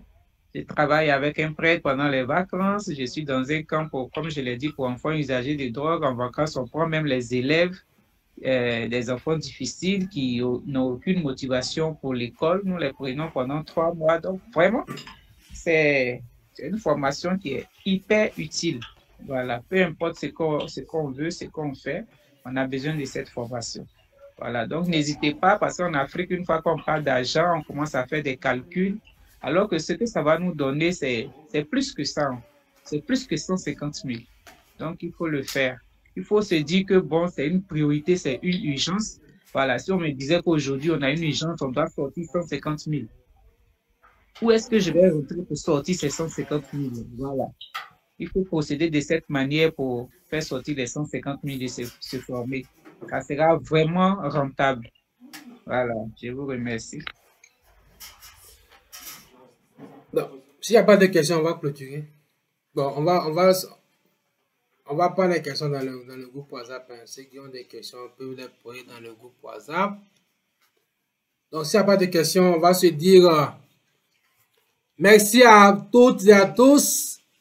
Ici encore énergique pour le samedi prochain. Il reste une séance. Là, on parlera de psychologie de l'enfant et l'influence que cela peut avoir dans l'apprentissage. Donc, merci pour votre participation.